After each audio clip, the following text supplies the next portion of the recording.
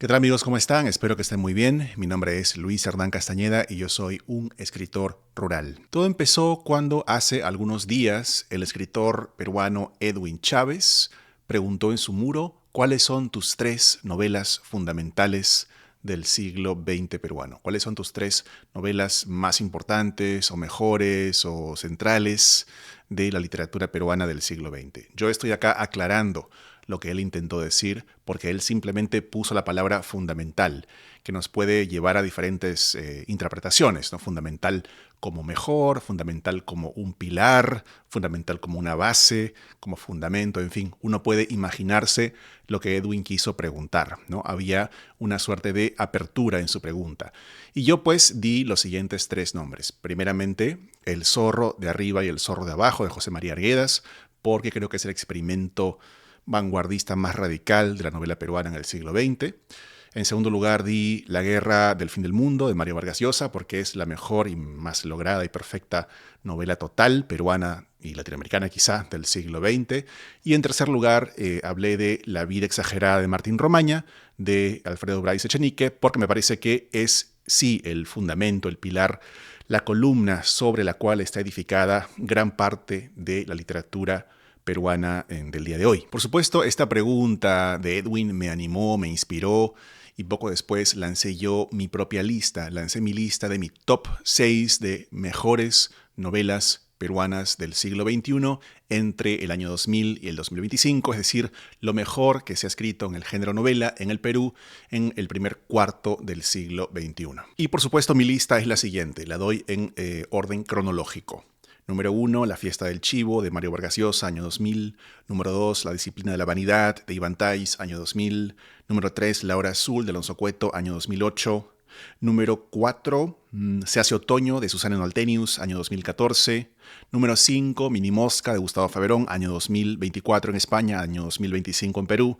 Y número 6, El principio del mundo, de Jeremías Gamboa, año 2025. Por supuesto, inmediatamente llovieron las críticas, por ejemplo, que mi marco temporal era erróneo, porque el año 2001 es técnicamente el primer año del siglo XXI y es así, ¿no?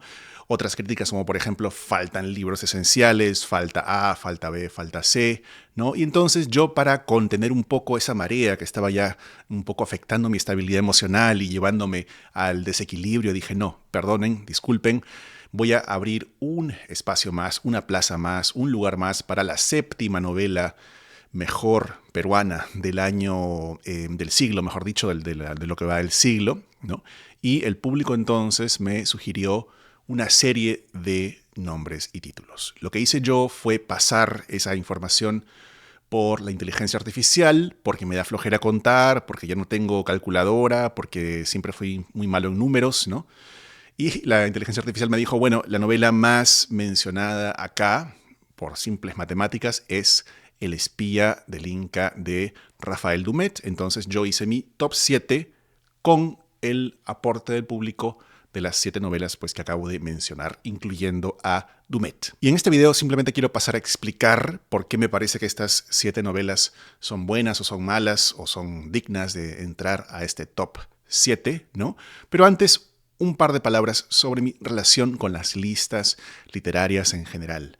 Yo sé que hay gente, por ejemplo, mi compañero de trabajo, iba a decir, mi compañero de podcast, Iván Tais, que es un amante de las listas, ¿no? Pero también hay personas que odian las listas y mi relación con ellas es un poco tirante, voy a decir, un poco problemática, ambigua tal vez. Por un lado, me interesan porque siento que son información sintética sobre un montón de cosas que a lo mejor no puedo ver de un solo vistazo, ¿no? Creo que la seducción de la lista está allí, en la opción que nos dan de comprender o sentir que podríamos comprender algo muy vasto que nadie puede abarcar de manera individual, ¿no? Son condensaciones muy atractivas, pero por supuesto el problema de las listas y la razón por la cual tengo una relación tirante, ¿no? y digamos dubitativa con ellas, es porque evidentemente las críticas que se le pueden hacer a cualquier lista, me parece que hay que aceptarlo, son legítimas. Las listas son muy criticables porque si son hechas por personas individuales, ¿no?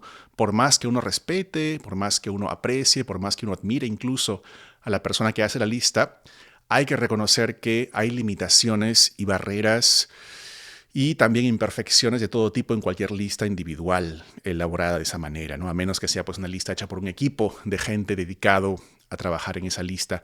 Me parece que cuando hay personas solas trabajando en lista, pues se cuelan limitaciones de tipo, pues de todo tipo, ¿no? Los prejuicios de cada quien, los sesgos de cada quien, la memoria de cada quien. Mi memoria, por ejemplo, es muy falible yo para trabajar en este video, porque si he trabajado en este video he tenido que hacer memoria, es una de las cosas que más me cuesta, sentarme a recordar y decir, bueno, a ver, en el año 2003 ¿qué estaba leyendo yo? En el año 2008 ¿qué estaba leyendo yo? Y esta novela que leí me impactó mucho, a ver, ¿de qué iba? A veces a uno se le van las cosas, ¿no? Y a veces uno conserva una cantidad espectacularmente ínfima de la información que un día fue pues mucho más amplia, o esas horas que uno dedicó a leer, pues al final se convierten en un vago recuerdo, ¿no? Así que me senté, trabajé para poder de alguna forma justificar y que mi lista aporte algo, ¿no? Aporte algo a la gente, aporte algo a ti, a ustedes que me están viendo ahora mismo, a pesar de las declaradas y reconocidas limitaciones que cualquier lista puede tener y tiene, de hecho. Evidentemente, la IA hoy en día es parte de nuestras vidas, a menos que seamos personas pues ciegas o personas completamente ajenas a lo que está pasando en el mundo, o seamos muy reacios a la novedad, ¿no? Creo que la IA es parte de la experiencia de todo el mundo en mayor o menor medida, y yo la uso un poco para jugar, ¿no? Y jugando, pues traté de, digamos, preguntarle y contrastar mi lista con la lista que ChatGPT en concreto daría sobre las mejores novelas peruanas, ¿no? Las 7 novelas mejores peruanas del siglo XXI. Así que me puse con ChatGPT, hice un prompt más o menos claro, ¿no? Pero simple también, tampoco me tiré 10 horas pensando en el prompt perfecto, una ingeniería de prompts para ChatGPT, ¿no? Le pregunté lo mismo que yo ya había respondido y me dio la siguiente lista. Miren lo que dice ChatGPT sobre esto. Dice: las mejores novelas peruanas del siglo XXI son La Hora Azul de Alonso Cueto, ahí coincidimos, ¿verdad? Ya hay una coincidencia. Abril Rojo, Santiago Roncaliolo, que me gustó mucho, un thriller muy divertido, ¿no? Y por cierto, le dije a ChatGPT, quiero consenso crítico acá, no quiero simplemente ventas, no quiero popularidad, no quiero celebridad de los autores, quiero resonancia real, positiva de crítica literaria, ¿no? La Hora Azul, Abril Rojo, La Distancia que nos separa, de Ernesto Cisneros, que me encanta, y de hecho haré un post pronto, espero que pronto, sobre La Distancia que nos separa, un libro que está, digamos, hermanado, creo yo, con La Hora Azul. Creo que La Hora Azul y La Distancia son libros hermanos, ¿no? De alguna forma. También la inteligencia artificial me tiró Waco Retrato de Wiener, que yo leí, pero que sinceramente no incluiría en la lista por razones que después podemos discutir. El espía del Inca, evidentemente el espía del Inca ha cosechado un consenso crítico alto en el Perú por lo menos, y creo que incluso fuera del Perú es un libro que muchos críticos han valorado positivamente, de manera para mí pues interesante, ¿no? Después, a ver, Un lugar llamado Oreja de Perro de Iván Tais, que sí, yo también la hubiera puesto, claro, en mi lista, pero tenía que elegir, porque un criterio implícito para mí era digamos, una obra por autor. No quería incluir más de una obra por autor. No sé si eso será posible o será, digamos, justo o será legítimo en el caso de esta lista, ¿no? Pero, en fin, una obra por autor fue el criterio que me autoimpuse y tuve que decidir entre Un lugar llamado Oreja de Perro y La disciplina de la vanidad. Me parece que La disciplina de la vanidad es más única, es más singular, es más original dentro de la obra de Tais, entonces por eso puse esa, ¿no? Y luego, la última novela que la IA me mencionó es Nuevos juguetes de la Guerra Fría de Robles, ¿no? De Juan Manuel Robles. Yo hice un ensayo breve, pero crítico, es decir, con cierta investigación de fondo sobre esta novela de Robles, que también me encantó, me parece muy, muy buena. Y me parece una contendora fuerte, ¿no? Para entrar a esta lista también. Hay muchas contendoras más, pero esta fue la lista de la IA, esta fue mi lista, ¿no? Y notemos las concordancias y las diferencias, y notemos que la única novela que aparece en ambas listas, es decir, la única novela que refleja mi criterio y el consenso crítico según lo representa la IA, en concreto ChatGPT, es La Hora Azul de Alonso Cueto, la más indiscutida, digamos, contrastando estas dos fuentes. Bueno, evidentemente, esto nos lleva a la multiplicidad inevitable de las listas, ¿no? Algunas personas en Facebook se atrevieron o se animaron o se lanzaron a proponer sus propias listas alternativas, entre ellos, por ejemplo, mi querido y valoradísimo amigo y escritor excelente Félix Terrones, profesor también en Suiza. Entonces la gente se animó a hacer sus listas propias y algunas eran bastante diferentes de la mía, ¿no? Y bastante diferentes también de la que ChatGPT propone. Así que esto me lleva a un sentimiento de perplejidad, ¿no? De perplejidad, sorpresa, de intentar cuestionarme por qué. Y evidentemente creo que aquí la respuesta es muy pues fácil de dar, ¿no?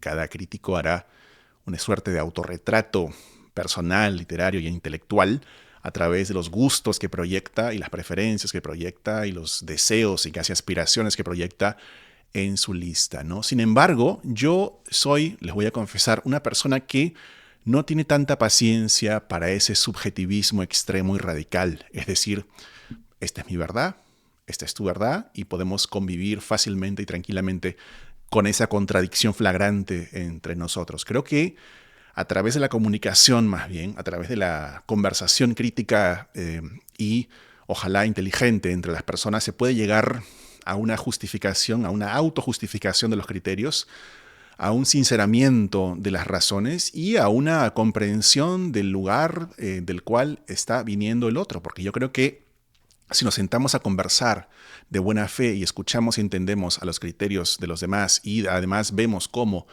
esos criterios están bien o mal aplicados según nuestro punto de vista en las listas que se ofrecen, pues así se puede llegar a un lugar mucho más interesante, mucho más útil y tal vez menos caótico que esta multiplicidad infinita de listas. Yo he dicho en otros lugares, he dicho en otras tardes, he dicho en mi muro de Facebook también, que mi preferencia es más bien por la mirada borgiana, ¿no? Con la mirada borgiana quiero decir que si ustedes conocen la obra de Borges, sus cuentos y su poesía también, se plantea siempre en ellos un caos aparente, pero detrás del cual hay o habría un orden posible, pero inaccesible desde la epistemología humana, ¿no? Un orden imposible de conocer plenamente dado el estado actual y precario de nuestro conocimiento. Para muchos críticos, esto simplemente es una boutade, o es un experimento filosófico, o es simplemente una trampa borgiana, pero yo creo, me parece, especialmente en ciertos cuentos en los que estoy pensando, como la Biblioteca de Babel en particular, creo que en Borges sí hay una extraña fe en un orden desconocido, pero real, más real que la multiplicidad caótica visible, ¿no? Entonces, con esto quiero decir que yo tengo plena confianza en que sí existe una lista ideal. Sí existe la lista de Dios, vamos a decir así, creas o no en Dios, en fin, es una forma de decirlo. Existe una lista perfecta que quizá, por favor, obviamente no es la que yo voy a dar, pero creo que la conciencia de que hay algo mejor, la conciencia de que a través de la confusión y a través de la niebla y a través del ruido de la multiplicidad, creo que la conciencia de que a través de eso podemos intentar mirar y buscar algo, ¿no? Tal vez nos debería llevar a ser mucho más exigentes con nosotros mismos, ser mucho más, conscientes de la importancia de este tipo de juegos serios, ¿no? Que es un juego serio el de elaborar una lista, para así acercarnos, tal vez juntos, sea la palabra más propicia, aunque suene un poco guachafo tal vez, pero sí acercarnos juntos, voy a decirlo con todas sus letras, ¿por qué no? Acercarnos juntos, aproximarnos a esa lista perfecta a la que realmente nunca llegaremos, pero hay que intentarlo. Repito, mi lista, a ver, voy a leer acá, mi lista es la siguiente, ¿no? Una vez más, esto no está en orden de calidad, simplemente es orden cronológico, pero lo voy a decir en desorden o al revés ahorita para que esté claro que no estoy estableciendo una jerarquía, ¿no? El principio del mundo de 2025 de Jeremías Gamboa, Mini Mosca de 2024, 2025 de Gustavo Faverón, ¿no? Se hace otoño de Susana Noltenius, 2024. La hora azul de Alonso Cueto, 2008.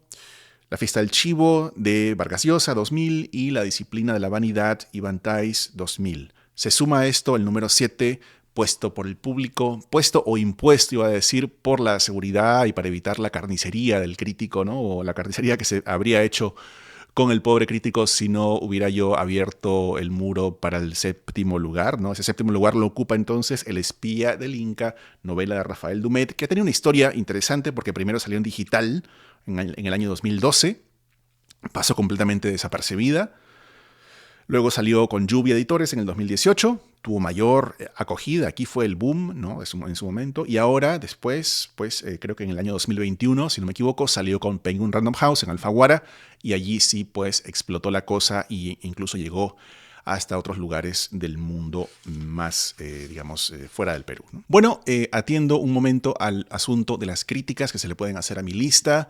En primer lugar, una lista hipermasculina con 5 hombres y una mujer. Pues sí, efectivamente, traté de no prestar atención a eso, en este caso, más que como un criterio secundario. Es decir, si yo hubiera tenido la disyuntiva de decidir entre un hombre y una mujer de calidad, en mi opinión, equiparable, pues habría elegido a la mujer, ¿no? Pero en este caso, la cosa no se dio así, ¿no? Y la lista es la que es, según el punto de vista que yo tengo de la calidad literaria. Segunda crítica posible, una lista limeñocéntrica, una lista capitalina, una lista centralista. Sí, yo la verdad que no soy muy afecto a hablar en términos de centralismo o descentralización en literatura. Son términos que me parece que son prestados de otros campos del saber que no corresponden a la literatura, pero diré en reconocimiento de estas potenciales y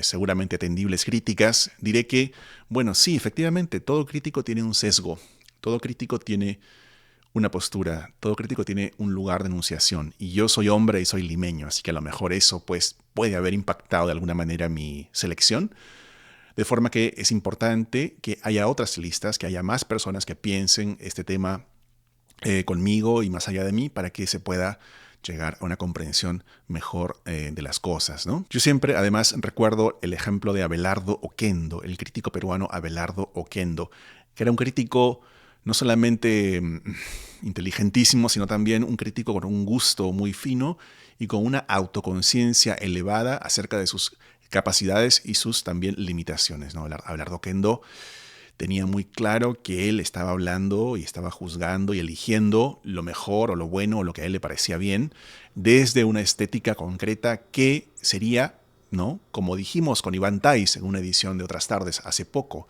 en el mes de marzo de 2026, una estética que sería una estética asociada al boom literario de Latinoamérica, de la literatura latinoamericana y a las claves del boom, ¿no? Cuando a Oquendo se le da un texto que sale de esa red, digamos, de comprensión y de valoración, por ejemplo, cuando le ponen enfrente novelas como La vida exagerada de Martín Romaña, de Alfredo Bryce, que a mí en lo personal me parece fundamental como pieza clave del siglo XX mirando hacia el XXI, pues Oquendo da sus objeciones, da sus peros, da sus críticas, porque no le parece que esa obra encaje perfectamente con el modelo implícito de valor literario que él tiene en la cabeza. Y sin embargo, Oquendo tiene la lucidez para decir, bueno, a lo mejor no tengo yo la sensibilidad, a lo mejor no tengo yo la apertura en este momento, a lo mejor tengo yo unas convicciones muy fuertes atadas a un corpus distinto que me impiden ver el valor de este libro, ¿no? En el ensayo que él dedica a La vida exagerada de Martín Romaña, y le llamo ensayo, aunque para muchos es una reseña, creo que tiene ya un valor, una altura ensayística. Iba a decir altitud ensayística, pero eso que sería la puna o la cordillera, en fin, altura ensayística muy alta y muy importante, ¿no? En ese ensayo él dice eso al final, que a lo mejor se equivoca, que a lo mejor no está en lo cierto, que a lo mejor alguien le puede mostrar algo que él no haya visto, ¿no? Pero evidentemente eso es muy difícil porque Oquendo era Oquendo, ¿no? Y para poder entrar a ese debate hay que justificar las cosas, y por eso quiero justificar las cosas yo en mi propia modesta y humilde y rural lista. Y voy a leerles una frase que apunté acá que resume en poco espacio mi definición de qué cosa es una buena novela, ¿no? Esto va un poco más allá, una buena obra literaria, es un poco más abarcadora esta definición. Digo, y escribo aquí para mí mismo y para ustedes a ver qué les parece. Una obra literaria, ¿no?, es una trinidad de factores, encarnada como un organismo coherente, ¿no? Y mientras más coherente, mientras más orgánica, mientras más, digamos, unitaria sea esa trinidad de factores, pues mejor será la obra. Y los factores que tengo acá, que en verdad son inseparables, ¿no? O sea, no se puede separar, simplemente los pongo así por separado para poder nombrarlos, ¿no? Está el fondo, está la forma y está el vínculo entre esas dos cosas, ¿no? Yo elegí acá la idea de la Trinidad porque me parece que el modelo trinitario de la teología cristiana es interesante para entender qué son estos términos y cómo se vinculan, ¿no? Diríamos, o digamos, mejor dicho, les propongo decir que el fondo es el Padre, ¿no? El origen de las cosas, ¿no? El Dios creador. La forma es el Hijo, porque es la manifestación en el mundo, la manifestación con proporciones y dimensiones en el espacio y en el tiempo, la encarnación propiamente dicha, pues, de ese fondo, ¿no? Con el cual comparte, sin embargo, una condición esencial, ¿no? Son personas distintas en la teología tradicional, ¿no? Tomista, son personas distintas, pero comparten una misma esencia o sustancia divina. Y en tercer lugar está lo que se conoce como el Espíritu Santo, que no es más que la unión entre A y B, la vinculación entre Padre e Hijo, ¿no? Ese soplo de amor que va y viene infinitamente entre uno y otro. Y con eso quiero, pues, yo resumir mi idea que no se puede separar forma y fondo. Tiene que haber una relación de amor entre ambas. Tiene que haber una unión tan cercana y tan inextricable que sea imposible que alguien diga, pues, este fondo no le corresponde a esta forma, o esta forma no le corresponde a este fondo. Tiene que haber esa correspondencia en virtud de ese amor inseparable, ¿no? Y cuando ese amor inseparable se da y ocurre, y hay esta Trinidad orgánica y perfecta, aunque a lo mejor la palabra perfecto o perfección suena demasiado ambiciosa, cuando hay una semblanza de lo anterior, pues podemos hablar entonces de una obra literaria interesante. Evidentemente, no cualquier fondo, el fondo tiene que ser original también, el tema tiene que ser original, ¿sí? Hasta en alguna medida, o la originalidad, el grado de originalidad afecta la calidad. Y también la forma tiene que ser original en alguna medida. Si uno está reinventando, reciclando formas del pasado sin agregar nada, sin aportar nada, simplemente aplicando un modelo y un esquema ya conocidos a una realidad nueva, pues eso tiene una implicación, o produce una disminución del valor literario desde mi punto de vista muy personal, ¿no? Esta es, en pocas palabras, la teoría del valor literario que yo les planteo para que entiendan desde qué lugar vengo yo y desde qué punto de vista estoy juzgando las obras, ¿no? Es decir, cuando yo elegí estas 6 obras, lo que hice fue comparar, discernir, cotejar distintas manifestaciones, distintos libros, vamos a ver, que yo he leído en los últimos 25 años. No lo he leído todo, hay libros que no he leído, por ejemplo, ya reconocí que no leí, por ejemplo, Vivir abajo de Faverón, ¿no? A lo mejor Vivir abajo sea mejor que Minimosca. A ver, les dejo la pregunta abierta. ¿Quién piensa que Vivir abajo es mejor que Minimosca? Y a lo mejor pues deba entrar antes que Minimosca en cualquier lista de lo mejor, ¿no? Así que claro, mis limitaciones como lector son muchas, pero dentro de todo lo que he leído de literatura peruana, que tampoco es poco, me he dedicado, es decir, he prestado mucha atención a la literatura nacional en los últimos años. Y de hecho en el año 2000 creo que fue el momento en el cual empecé con seriedad a prestar atención y a seguir el hilo de las publicaciones, ¿no? Porque justamente fue cuando empecé mi carrera universitaria en Perú en el año 2000, ¿no? En base, digamos, a estas lecturas, comparaciones y cotejos, y empleando estos criterios de Trinidad y organicidad y perfección que acabo de explicarles, llegué a la lista que también les acabo de dar. Bueno, y ahora vamos a pasar simplemente a reseñar cada una de las novelas y les voy a decir cómo veo yo la manifestación de esta organicidad trinitaria de la cual hemos hablado hace un ratito, para ameritar que estos libros estén dentro de mi lista de lo mejor, ¿no? Bueno, número 1 entonces, por cronología, no por calidad. Les dejo a ustedes la misión de tal vez comparar estas obras entre sí, pero yo simplemente les doy la lista, ¿no?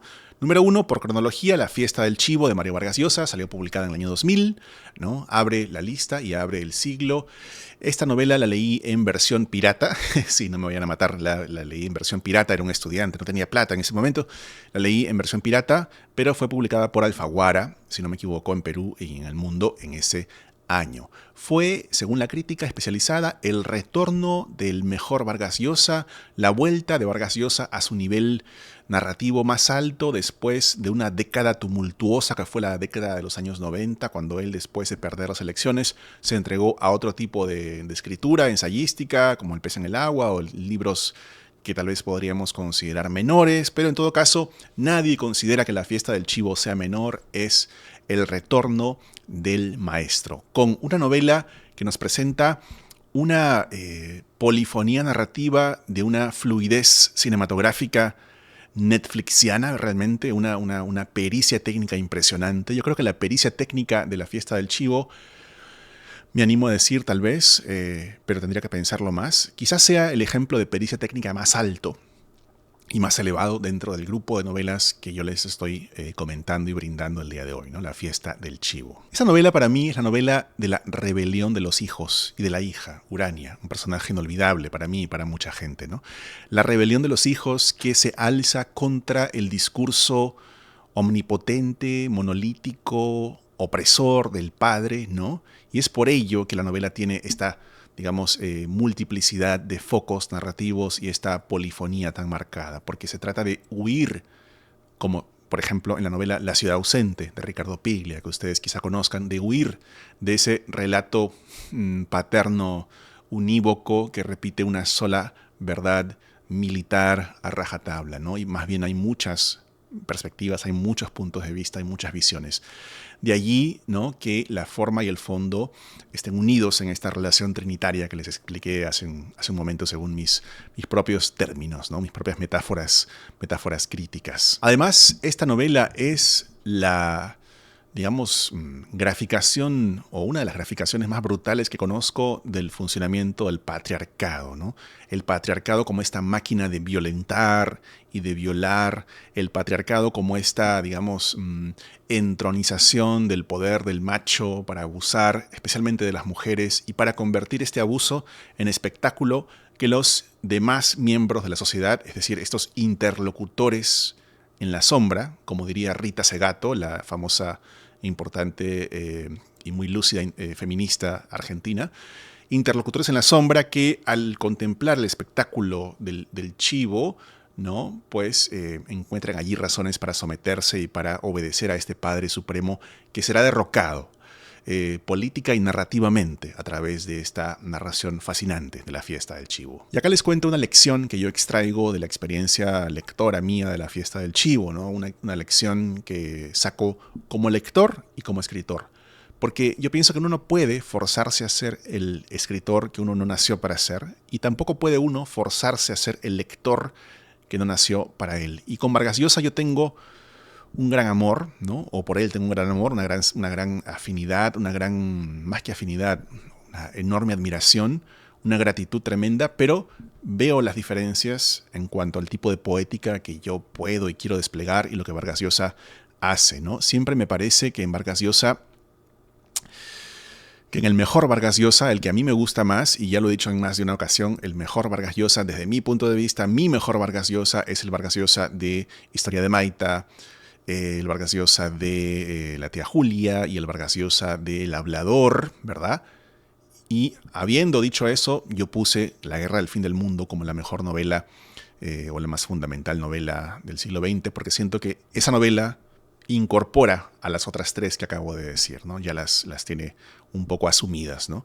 Las manifiesta de maneras distintas o de maneras propias, con lo cual si uno lee La guerra del fin del mundo, pues lee el mundo entero, y dentro de ese mundo están incluidas las tres anteriores. Sin embargo, para no liarme mucho y para no confundirme, diré que me parece que El hablador, por ejemplo, si me dan a elegir qué lees de Vargas Llosa, yo leo El hablador. ¿Por qué? Porque hay una cosa que en el chivo hay, sí, pero menos, que es la confrontación de Vargas Llosa consigo mismo, ¿no?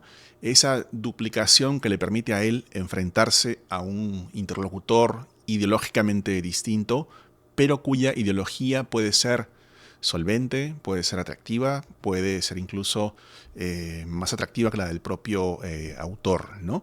Esto es muy claro en el hablador, y por eso para mí, si me dan a elegir o me fuerzan a elegir una novela de Vargas Llosa con la cual yo me quedo, más allá de lo fundamental, más allá de lo social, más allá de lo colectivo, para mí, caprichosa e íntimamente, me quedo con El Hablador, ¿de acuerdo? Creo que es la novela donde más se ve esa disonancia tan interesante, ¿no?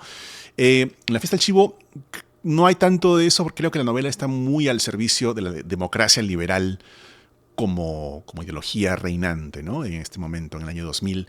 Y se nota también esto en el retrato de los personajes. El retrato moral se divide un poco entre héroes y villanos, ¿verdad? Y me parece que a mí, por lo menos, la literatura que yo quiero leer más y con la cual me siento más afín es la literatura que se permite un matiz moral suficiente como para que uno pueda entender y, más que entender, incluso empatizar con personajes absolutamente abyectos como es el Chivo, en este caso el dictador Trujillo, ¿no?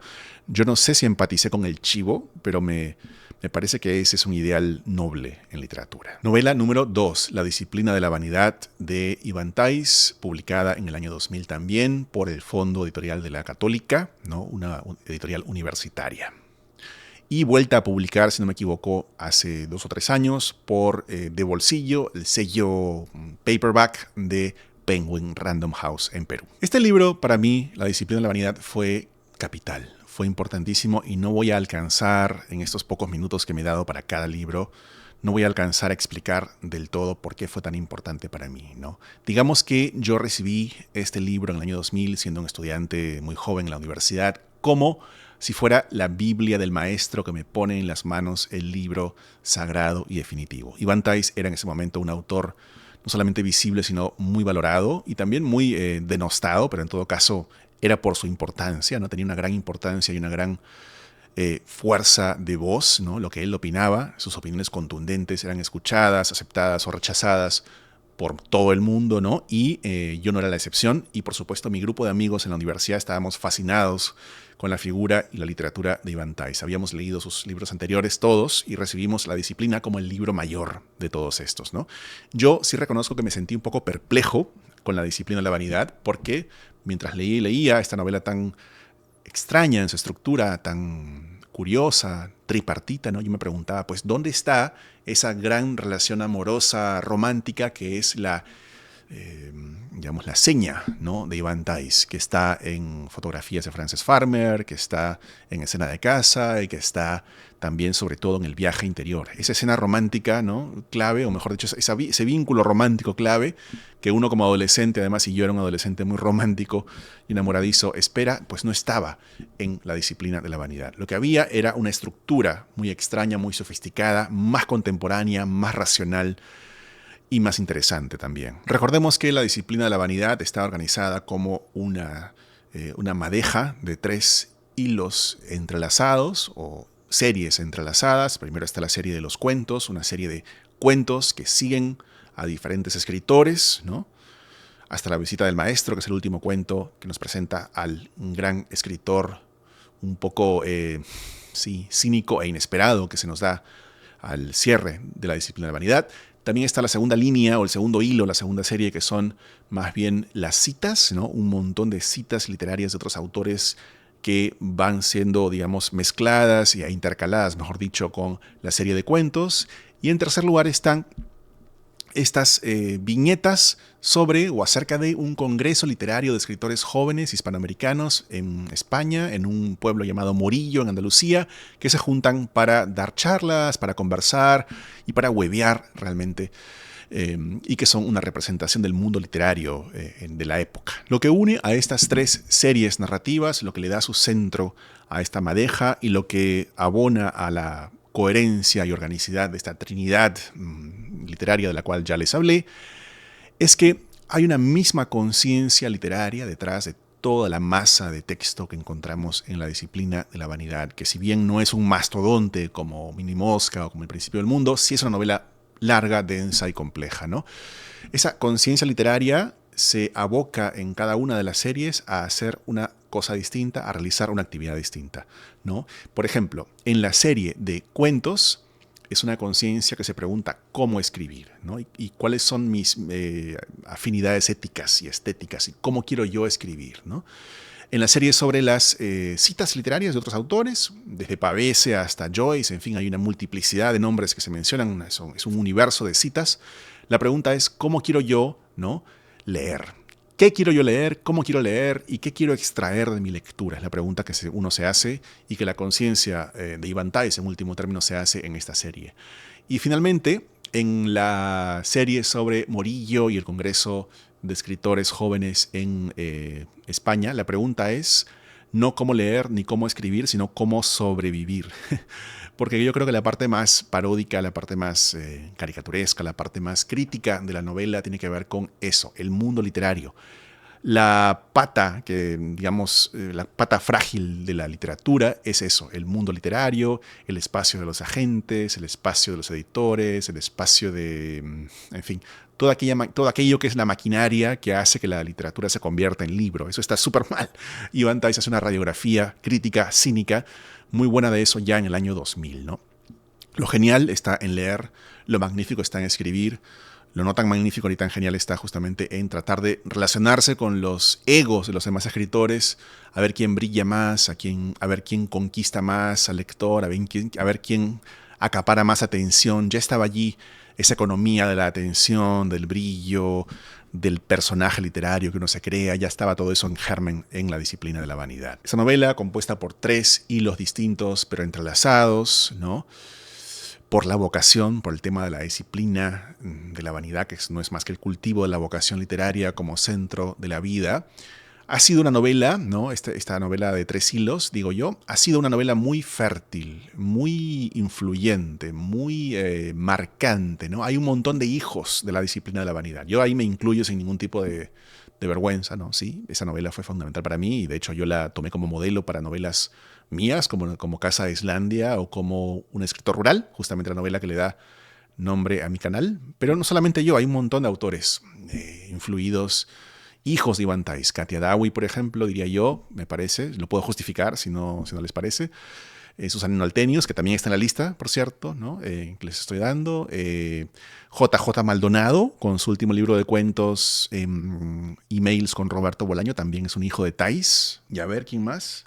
Pues nada, para otro día hablaremos de los hijos de Theiss, pero en todo caso, la disciplina de la vanidad. Novela número 3, La hora azul de Alonso Cueto, aparecía con Anagrama en España en el año 2005, ¿no? A ver, La hora azul, como les dije, es la única novela que aparece en la lista de la inteligencia artificial y también en la mía, y aparece en muchas listas. Creo que es una novela realmente bastante incuestionable en lo que respecta a su valor literario y en lo que respecta a su presencia en cualquier lista. Un poquito de historia personal, a mí también me impactó mucho la novela. De hecho, era bastante impresionante en el año 2005 que un autor peruano pudiera ganar el premio Anagrama, ¿no?, el premio Ralde, que en ese momento era mucho más mítico de lo que es ahora, que tal vez porque yo tenía otros ojos y tenía ojos más ingenuos para los premios, ¿no? Pero en todo caso era un premio mítico, importantísimo, y de hecho también dio lugar a una mitología personal, a una mitología de amigos, ¿no? Porque yo en ese momento tenía un grupo de amigos que nos juntábamos a jugar Winning Eleven, el juego de fútbol de PlayStation, en casa de nada más y nada menos que Ivan Theiss, justamente que era nuestro mentor y nuestro amigo mayor y nuestro profesor de fútbol y de literatura. Nos juntábamos a jugar e hicimos, como en respuesta o en homenaje o en señal de sorpresa frente al premio de Alonso Cueto, hicimos la copa de fútbol, la hora azul, la copa que jugábamos todos los viernes en la casa de Iván. Pero al crear la copa era tan compleja y tan grande y tenía tantos equipos y fases y densidades que al final era imposible ganar la copa. Es decir, jugamos durante meses, no me acuerdo, creo que fueron meses de jugar y jugar y jugar la copa y nunca se llegaba a la final de la copa. Así que era el premio imposible de ganar, el premio Ralde con la hora azul. Un abogado limeño de clase acomodada que vive una existencia aparentemente de ensueño o en todo caso vista por otros, que podría ser vista como otros, como una vida feliz y tranquila, que lo lleva a aparecer en las páginas sociales, que lo lleva a disfrutar de una familia hermosa, que lo lleva a tener un trabajo no solamente estable, sino muy redituable, y en fin, una existencia y una situación personal realmente envidiable. Este hombre se enfrenta de pronto al hallazgo de un pasado oscuro en la biografía de su padre, un militar que realmente es culpable o se descubre que es culpable de haber torturado a gente, de haber secuestrado personas y de haber mantenido presa y de haber además abusado de una mujer andina durante la época del terrorismo, del conflicto armado interno de Perú en los años 80, en la zona de Ayacucho, en Perú, ¿no? En la sierra sur del Perú. Aquí ya hay ecos de la fiesta del chivo, ¿verdad? Este padre que entrega a Urania al abuso del chivo, del macho abusador de República Dominicana. Se ve esto replicado de alguna manera en La Hora Azul. Y yo creo que tengo un ojo para esto porque estoy muy preocupado últimamente, más que preocupado, interesado, y preocupado también, por el asunto de los padres, los buenos y los malos padres, los padres filicidas, en fin. Creo que un hilo conductor de la mejor literatura que se ha hecho en el Perú en los últimos 25 años es justamente esta representación del padre como figura enemiga, ¿no? Y esto ocurre plenamente en La Hora Azul. En La Hora Azul hay una cuestión de forma contenido, esta cuestión trinitaria, que no se ha mencionado lo suficiente, creo yo. En todo caso, no recuerdo que la crítica de la época haya hecho suficiente énfasis en la capacidad de Alonso Cueto, en la capacidad técnica de Alonso Cueto para presentar cómo este mundo plácido, sereno, feliz, armónico de Adrián, creo que es el nombre del abogado, Adrián Ormache, no, corríjame si me equivoco, cómo este mundo aparentemente perfecto se va desmoronando a medida que el personaje hurga en los secretos familiares y nacionales y en la tragedia de la cual no se puede separar porque su padre es el perpetrador y los hijos, como sabemos, heredan las culpas de los padres, ¿no? En fin, digo, una cosa a la cual no se ha prestado mucha atención es cómo la destrucción de este mundo idílico se ve reflejada o se ve acompañada por la propia destrucción, o más bien por el propio, digamos, enrarecimiento de la prosa de Alonso Cueto, ¿no? Al principio la prosa es plácida, al principio la prosa es cristalina, la prosa es fluida, ¿no? Y sin embargo luego eso se va viendo contaminado por momentos de fricción, por momentos de violencia, por quiebres, ¿no? Rupturas, resquebrajamientos, decía yo en algo que escribí sobre esta novela para las redes sociales, en un comentario breve que hice hace poco, resquebrajamientos que no son más que la cifra del resquebrajamiento absoluto del país, ¿no? Que se va viendo, digamos, se manifiesta y se despliega a nivel formal acá. Es como que si la prosa se fuera llenando de moretones, cicatrices, heridas, ¿no? Roturas. Miren, hay una cuestión que quiero decir porque me parece clave. Dije que la distancia que nos separa de Cisneros le debía mucho, está muy emparentada con La Hora Azul. Creo también que Un lugar llamado Oreja de Perro, que es la otra novela de Thais que aparece en la lista de ChatGPT como posible mejor novela del siglo XXI, creo que también esa novela está muy, incluso más que la de Cisneros, muy relacionada, está estrechamente ligada a la novela La Hora Azul de Alonso Cueto. De hecho, se me ocurrió, por ejemplo, imagínense que estuvieran en un sueño. Imagínense que están soñando con literatura. Eso me pasa a mí muchas veces. Sueño con literatura, sueño con las novelas que he leído o que estoy leyendo, ¿no? En un sueño mío sería muy fácil, creo yo, pasar del mundo de Cueto al mundo de Iván Thais. Es decir, en un sueño, cuando se nos retira esa conciencia lúcida de la vigilia, es muy complicado separar ambas novelas. Es como si hubiera una especie de portón abierto, más que portón, una escotilla secreta abierta entre el mundo de Oreja de Perro y el mundo de La Hora Azul, ¿no? Son novelas hermanas, casi gemelas. Y sobre la novela de Thais, dice una cosa muy interesante Peter Elmore, que es tal vez el mejor crítico del Perú hoy en día, ¿no? Peter Elmore dice que en Oreja de Perro lo que se ve es que existe un vínculo visceral entre el sujeto limeño acomodado, capitalino, en fin, y el resto del país. Un vínculo visceral y a la vez una distancia insalvable, ¿no? Eso es lo que nos... por eso se jodió el Perú, básicamente, para responder a la pregunta de Vargas Llosa, porque estamos unidos, pero estamos unidos por la violencia y estamos separados, pero inevitablemente vinculados por la necesidad de ser algo juntos, ¿no? Eso es terrible, es un drama y creo que el lenguaje de La Hora Azul lo captura a la perfección. 4. Por cronología le tocaría El espía del Inca, pero dejo El espía del Inca porque quiero regresar a ese texto al final. Bueno, y seguimos con la novela número 5, Se hace otoño, de Suzanne Noltenius. Nota al pie de página, ven que la iluminación, la luz se ve un poco diferente, más rojiza, en fin, lo que pasa es que tuve un problema técnico, tuve que dejar de grabar, es un poco más tarde y vuelvo a grabar. Esto es un segmento añadido, pero no importa, sigamos adelante, la vida es así. Noten que este libro de Noltenius, este libro Se hace otoño, esta novela, es un poco la opción distinta que yo les propongo en la lista, es el libro distinto.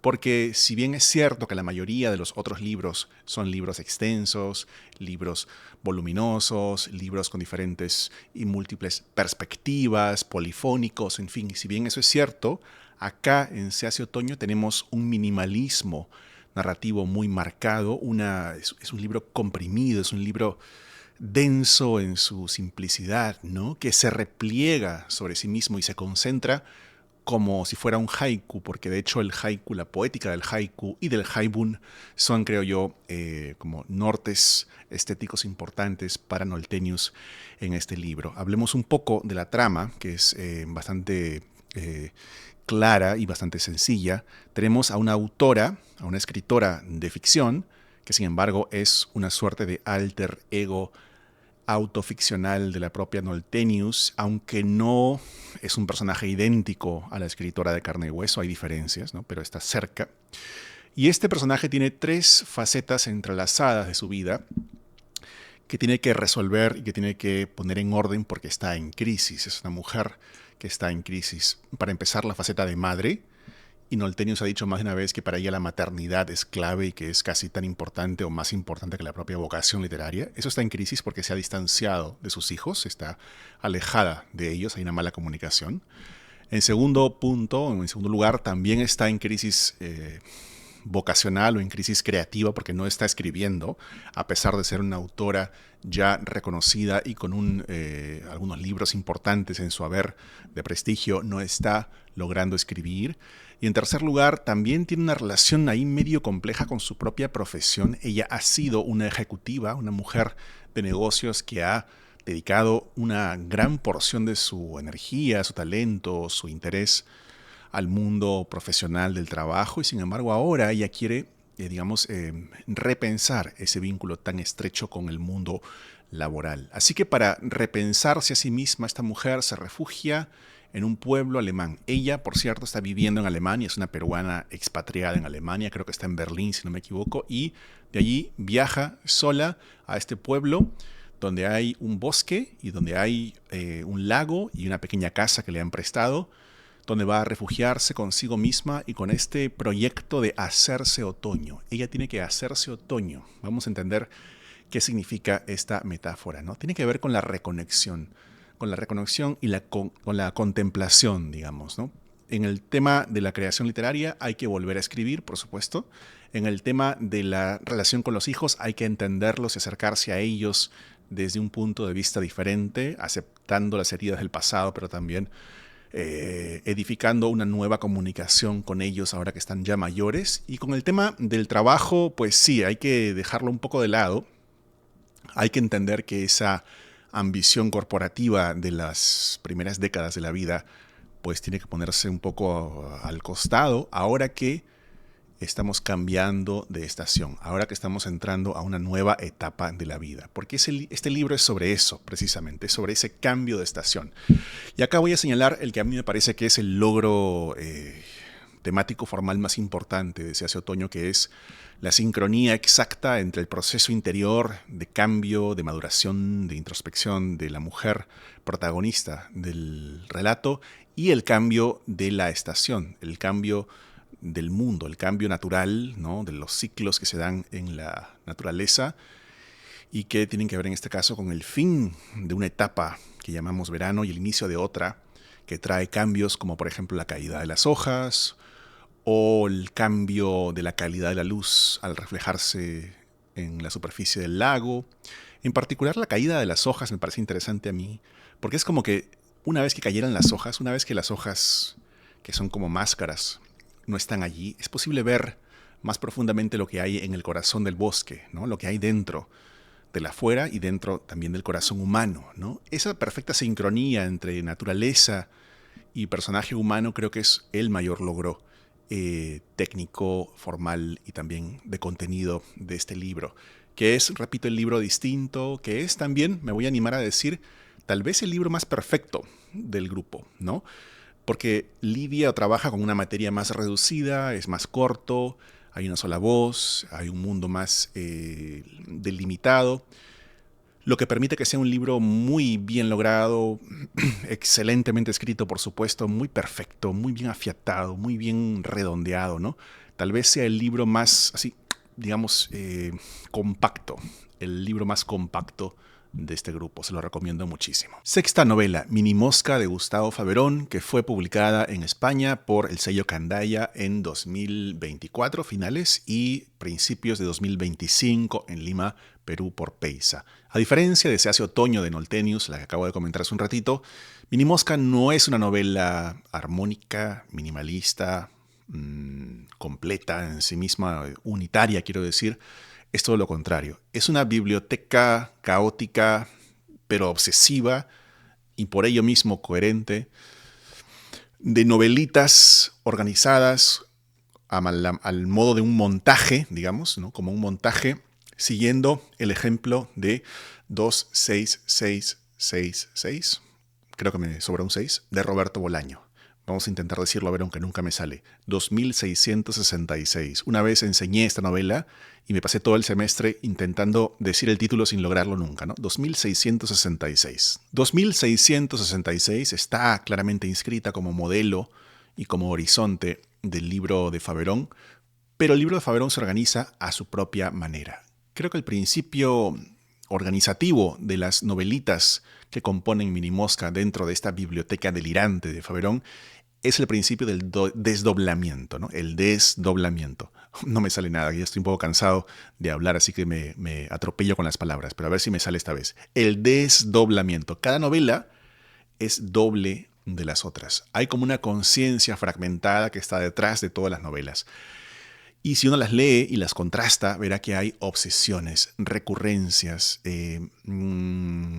dobles, ¿verdad?, que aparecen en unas y en otras. Espacios, por ejemplo, el manicomio, por ejemplo, la biblioteca, por ejemplo, el basurero, por ejemplo, el ring de box, ¿no? Son espacios recurrentes en todas estas novelitas de la biblioteca de Mini Mosca, ¿no? Y me parece que, una vez más, pensando en Cueto, pensando en Vargas Llosa, en La fiesta del chivo, la figura del padre y del mal padre es capital aquí. El mal padre por excelencia va a ser Vallejo, el que nos entrega como peruanos, el que le entrega al Perú y a la literatura y a la sociedad esta realidad mal cocida, como diría Blanca Varela, ¿no? Pero así como está Vallejo, hay un montón de padres asesinos, malditos, que incendian a los hijos, que se los comen vivos, en fin, como Saturno devorando a sus hijos, ¿no? Hay un montón de malos padres, ¿no?, que violan, en fin, no voy a entrar en los horrores de Mini Mosca, pero sí, hay malos padres que son figuras recurrentes y obsesivas en Faberón, ¿no? Yo cuando hice el video de la mejor novela del año 2025, comparé y contrasté Mini Mosca por esta figura del mal padre con El principio del mundo por la figura opuesta pero complementaria de la buena madre que vemos en el libro, de la novela de Jeremías. La fragmentación de la novela es síntoma de orfandad, ¿no? Es como si las diferentes novelitas fueran los hijos y entre sí fueran hermanos o hermanas de este mal padre, devorador, triturador, destructor, ¿no?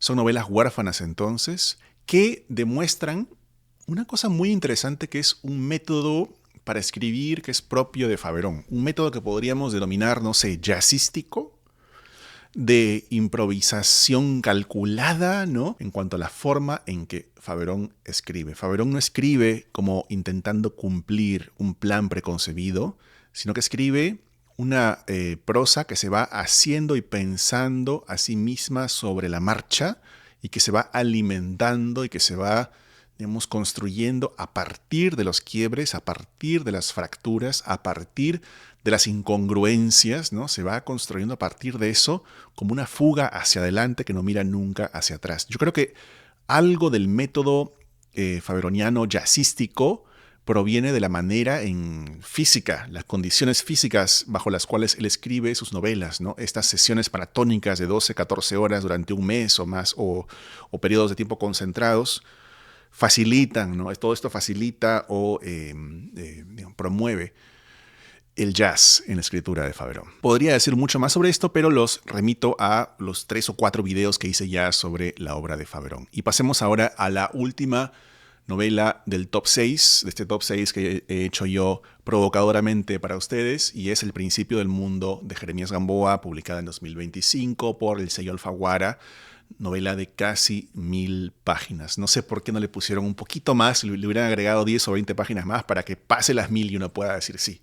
Ahí están tus 1000 páginas, toma. Si Minimosca era la novela de la fragmentación paterna, acá en El principio del mundo podemos hablar de la reunificación materna, ¿no? Porque, en efecto, la madre es el principio del mundo en la novela de Jeremías Gamboa. La madre es el modelo, es el patrón, es la ley que, a pesar de las fricciones y las distancias y las asfixias que el modelo materno impone en este libro, a pesar de eso, y a pesar de que la madre es una mujer analfabeta, campesina, migrante ayacuchana en Lima, o precisamente por eso, no, hay una paradoja acá, por esa razón se convierte en el ejemplo de un hijo que va a seguir sus pasos, ¿no? Va a seguir sus pasos aunque parezca que está huyendo de ella, y al final habrá un reencuentro, una reunificación, una armonía, ¿no? A diferencia de Minimosca, que es una novela desperdigada, más digamos, expansiva y más compleja en el sentido de enrevesada, acá tenemos una novela más simple en el sentido de que tiende a lo uno, ¿no? Tiende a la unión, al vínculo. Yo busco un vínculo en la vida, como persona y como escritor. Busco una unidad, busco una armonía y la recibo y la tengo con El principio del mundo. La novela tiene 2 grandes partes especulares, ¿no? Está la novela del hijo y la novela de la madre, unidos en una sola gran novela, El principio del mundo. En la novela del hijo es la historia de la educación formal y sentimental de un hombre que parte a los Estados Unidos para hacer una maestría en literatura y luego regresa, ¿no?, a su lugar de origen en Lima. Y la novela de la madre es la novela de una mujer que se educa también formalmente en escuelas nocturnas, por ejemplo, y que se educa también sentimentalmente a través de el formar una familia, a través de el ser estudiante, a través de el recibir discriminación y racismo en su vida cotidiana, ¿no? Una mujer que se forma yéndose, en este caso, no de Lima a Boulder, Colorado, como el hijo, sino más bien de Ayacucho, su Ayacucho natal, donde era una campesina, una pastora, hacia la ciudad de Lima, donde hará y forjará esa vida modélica que será el principio del mundo del hijo, ¿no? Al final, como digo, hay una reunificación, un principio especular. El itinerario del hijo refleja al de la madre y el itinerario de la madre refleja al del hijo. No se pueden separar a la madre y al hijo, ¿no? Novela entonces de la educación de la madre, novela de la educación del hijo, narrada toda ella con una prosa torrencial, vertiginosa, poderosa, que sigue siempre hacia adelante con una puntuación acesante, con un ritmo entrecortado, ¿no? Sigue hacia adelante porque intenta reflejar esta, digamos, migración hacia el futuro que ambos personajes están intentando ejecutar en sus vidas, la madre y el hijo, quiero decir, ¿no? Ambos son personajes que quieren dejar atrás el pasado y viajar hacia el futuro, y luego tienen al final que, digamos, reconciliarse con sus propias memorias personales, familiares, étnicas, incluso lingüísticas, ¿no? Pero la prosa refleja el deseo de fugarse. Es una prosa que atraviesa muchos espacios, pero yo diría que como gran novela unitaria, sí está articulada en torno a un espacio fundamental que es el colegio. El espacio del colegio, la escuela, como lugar de educación de distintos tipos, de buena educación y de mala educación, como diría Almodóvar, ¿no? Y por supuesto el colegio es el escenario de alguna de las mejores novelas peruanas de todos los tiempos, ¿no? Pensemos en Los ríos profundos de José María Arguedas y pensemos también en La ciudad de los perros de Mario Vargas Llosa, y también una novelita que a mí me gusta mucho, en particular, no es una de las mejores de su autor, pero es El viejo saurio se retira, de Miguel Gutiérrez, que también me encanta. Bueno, y ahora hablemos sobre El espía del Inca, de Rafael Dumet. Quiero prologar un poquito esta intervención diciendo que a mí no me gusta hablar mal de nadie ni de ningún libro. Ustedes se habrán dado cuenta que yo tiendo a incluir buenos libros, o los que yo pienso que son buenos libros, en mis videos, en mis comentarios en Facebook, en las redes, en mi Substack. Siempre trato de hablar bien de las cosas que creo merecen que se hable bien de ellas. Y más bien callo de los libros que no me parecen tan buenos porque siento que no es necesario decir nada al respecto, ¿no? Sin embargo, en esta oportunidad, ya que tanta gente me ha pedido que dé mi opinión, que hable sobre El espía del Inca, lo voy a hacer. Aclaro que no tengo conocimiento del autor, yo no conozco a Rafael Dumais, no tengo nada a favor ni en contra de él. Este es un juicio simplemente literario con respecto a su libro y tengo algunas notas para decir lo que pienso. Voy a comentarles así sin filtro, sin ningún tipo de cálculo, simplemente voy a decirles lo que realmente pienso como lector del espía del Inca. Número uno, me parece encomiable la manera en que empieza con este giro de la mirada, dándole a los vencidos, entre comillas, sea lo que sea que eso significa o signifique, dándole a los vencidos la preeminencia epistemológica, ¿no? Narrando desde el punto de vista andino. Esto me parece que es un buen gesto, me parece que es digamos, algo positivo, ¿no? También me parece positivo que se dé un lugar a otras perspectivas, notoriamente a la perspectiva de los españoles. Siento que era importante que se hiciera esto en una novela de tal envergadura, de tal, digamos, ambición, de tal scope, ¿no? Es importante que haya múltiples visiones o que se intente incluir muchas visiones en contraste, ¿no? La mirada andina, las múltiples miradas, el giro epistemológico. Bueno, esto me parece que es encomiable, pero pasemos ahora a las razones por las cuales yo no incluiría esta novela dentro de un top 6 o un top 7, ni siquiera un top 10 de mejores novelas peruanas. Y es por lo siguiente, porque me parece que al nivel del lenguaje no está bien lograda, ¿no? Leo aquí las explicaciones redundantes. Ustedes han visto que la novela tiene una suerte de glosario incorporado en cada página. Es como que cada cosa o cada concepto, cada elemento que se incluyera, tuviera que ser explicado como en un diccionario, ¿no? El Ushnu, que es bla, bla, bla, bla, bla. El Kipu, que es bla, bla, bla, bla, bla. La llama, que es bla, bla, bla, bla, bla. Esta no es una lección de historia, o no debería ser un tratado de antropología andina. Esto es una novela. Y la verdad que se hace muy pesado leerla. Y yo les juro que si no fuera porque tenía que hacer este comentario y porque tengo que opinar al respecto, no es una novela que yo leería. Me costó bastante, la verdad, ¿no? Luego estas traslaciones o eufemismos o, digamos, perífrasis, ¿no? Para intentar explicar los conceptos andinos. Lugar siguiente por la vida ultraterrena, el más alto o algo así por el sol. Son algunos ejemplos, hay múltiples, ¿no? Cosas. La pepa por la mente o el corazón o el mundo interior de los personajes. Son palabras que tienen su razón de ser, tienen su vínculo con el quechua también en algunos casos, ¿no? Pero son bastante torpes y pesadas y crean una experiencia de lectura bastante desagradable, ¿no? Hay un ejemplo que les quiero comentar, de hecho lo busqué en el libro, lo detecté, ¿no? Para traérselo, que es cuando Atahualpa aparece por primera vez en Cajamarca, al inicio nomás de la novela. El espía del Inca, el que se llama Salango en este momento, y después cambiará de nombre, en fin, la identidad está problematizada en esta novela y es algo muy, digamos, andino y está muy bien, es coherente con el mundo y la cosmovisión del mundo narrado, ¿no? En este momento, cuando Salango ve a Atahualpa, hay una Akia, me parece que le está, entre comillas, se cita literalmente, mamando la tuna, ¿no? Ustedes se imaginarán qué cosa es mamar la tuna, pero hay ese tipo de cosas que realmente son de un humor involuntario en el espía del Inca. Y no me quiero reír por joder, sino porque la verdad, esta es mi reacción real como lector, ¿no? Pongo aquí, me gusta la prosa, la verdad es que no. Y en general, la prosa me parece, en la parte de los españoles, como que es una imitación de las crónicas de Indias. Eso no me parece que hay un trabajo imaginativo con el lenguaje allí, más bien es un calco, ¿no? Y en el resto es como que las partes líricas son un poco kitsch, la verdad, con este lirismo andino de palomita, no sé qué, no me gusta, no está bien eso. Y las partes normales, o sea, el grueso, tampoco está bien, es un lenguaje funcional, pero bastante plano. bastante chato, bastante poco, con muy poco vuelo, la verdad, no me atrae para nada, ¿no? Hay un maniqueísmo ideológico también, creo que se da una preferencia clara a una cierta manera de ver el mundo y el resto de visiones son denigradas, pues eso no me parece propio de una polifonía real, de una real polifonía donde haya una confrontación en pie de igualdad de diferentes visiones del mundo. Lo decía cuando hablé de la fiesta del chivo hace un rato ya, ¿no? Hay que abrirse un poquito más, ¿no? Hay que abrirse un poquito más, abrir la ideología, ¿no? Y luego, para terminar con el espía del Inca, para no dedicarle más tiempo, un par de cosas, un par de reflexiones sobre su éxito.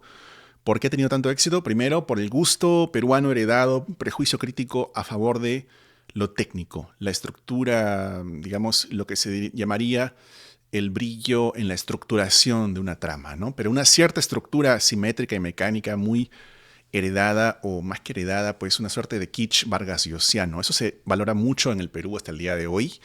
Y el espía del Inca tiene eso, aunque sí reconozco cierto ingenio en el tema de los quipus, la estructura del manuscrito hallado como un quipu, cuyas cuerdas van siendo leídas y dan nombre a los capítulos. Eso me pareció ingenioso en un principio, aunque luego se volvió aburrido y monótono y me costó mucho, como digo, seguir, ¿no? Me pareció bastante predecible, ¿no? Predecible en esa estructura.